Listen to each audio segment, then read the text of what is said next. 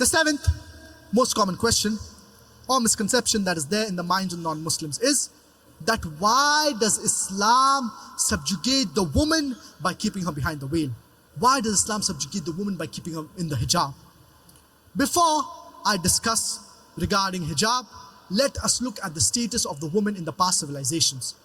If you look at the history of the Greek civilization, women they were looked down upon, and they believed in an evil woman by the name of Pandora, who was the cause of all evil. If you look at the history of the Roman civilization, women they were looked down upon, and during the zenith of its glory, a man could even take the life of his wife. Prostitution and nudity, it was common. If you look at the history of the Babylonian civilization, women they were looked down upon, and if a man committed murder, his wife was put to death. If you look at the history of the Egyptian civilization, women they were considered as an instrument of the devil. If you look at the history of the Arab civilization, before the glorious Quran was revealed, women they were looked down upon, and when a female child was born, many a times the female child was buried alive. Alhamdulillah, thumma alhamdulillah, after the revelation of the glorious Quran, this evil practice, it has stopped.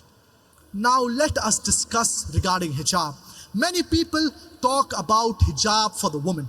Allah subhanahu wa ta'ala in the glorious Quran first talks about hijab for the man. Allah subhanahu wa ta'ala says in the glorious Quran in Surah An-Nur, chapter number 24, verse number 30. قُلْ لِلْمُؤْمِنِينَ يَغُضُّوا مِنْ أَبْصَارِهِمْ وَيَحْفَظُوا فُرُوجَهُمْ. Say to the believing man that he should lower his gaze and guard his modesty. Whenever any man looks at any woman, if any brazen thought, if any unashamed thought comes to his mind, he should lower his gaze. And once there was a brother who was looking at a woman for a long time.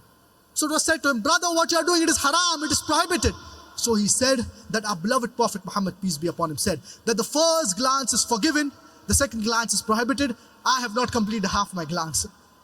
What did the Prophet mean when he said that the first glance is forgiven, the second glance is prohibited? It does not mean that you can look at a woman for 10 minutes without blinking and say that I'm not completing my glance. It means that if you unintentionally look at a woman, do not continue looking at her in order to feast on her beauty. The next verse of Surah An-Nur, chapter number 24, verse number 31, Allah subhanahu wa ta'ala talks about hijab for the woman.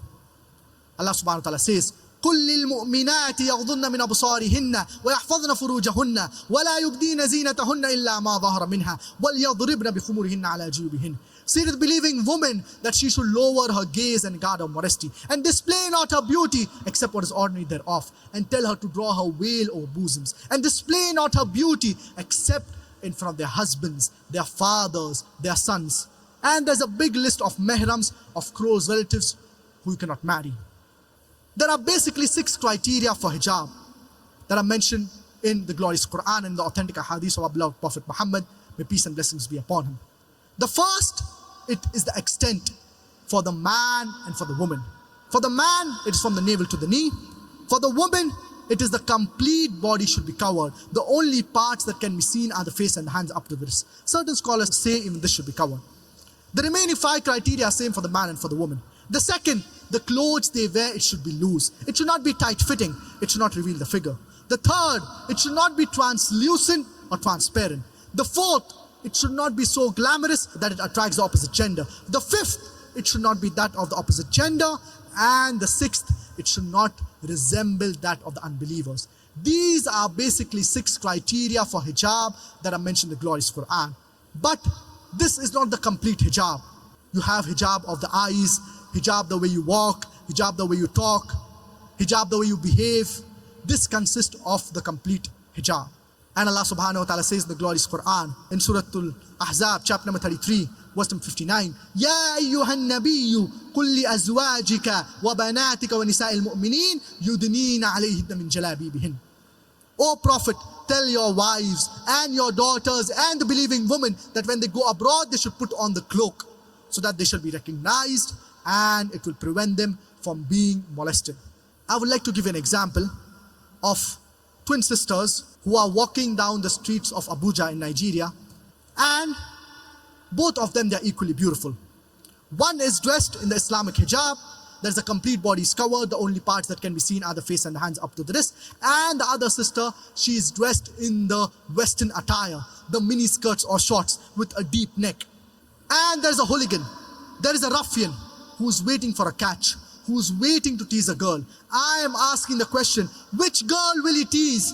Will he tease the girl in the Islamic hijab, or will he tease the girl in the mini skirts or shorts? Which girl will he tease? But natural, he will tease the girl in the mini skirts or shorts. You invite, so he'll receive. In Islam, we have a system of hijab, so that the women, they are protected. They are dressed up modestly. The Western civilization, claiming to uplift the woman, they have actually degraded her to a status of concubines, mistresses, society butterflies, which are mere tools in the hands of pleasure seekers and sex marketers, which are hidden behind the colorful screen of art and culture. The woman's liberalization, claiming to uplift the woman, they have actually degraded her. So we need to protect the woman. The woman, they need to be dressed modestly. And people, they say that America, it is very advanced. And if you happen to ask non-Muslims regarding the punishment, that the non-Muslims, they say that the punishment for the person who commits rape, death penalty, such a barbaric law in this 21st century. Islam is a barbaric religion. Islam is a ruthless religion. And if you happen to ask this non-Muslim, that God forbid, if someone rapes your mother, if someone rapes your sister, and the rapist is brought in front of you, what punishment will you give him? Believe me, 100% will say, we'll put him to death. Some will go to the extent that we will torture him to death. If someone rapes your mother, if someone rapes your sister, you want to put him to death. You want to torture him to death. If someone rapes someone else's mother, someone else's sister, you said death penalty is such a barbaric law. Why these double standards? In Islam, we have a system of hijab. The woman should be dressed up modestly.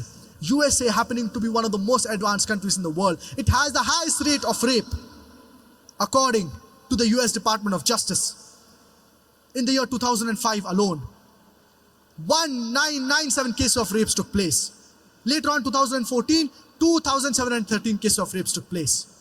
That means every 32 seconds, one woman is raped. I'm asking the question that if you implement the Islamic Sharia, that woman, she should be dressed up modestly. She should maintain her modesty. Her complete body should be covered. The only parts that can be seen are the face and the hands up to the wrist. I'm asking the question, will the rate of rape in America, will it increase? Will it remain the same? Or will it decrease?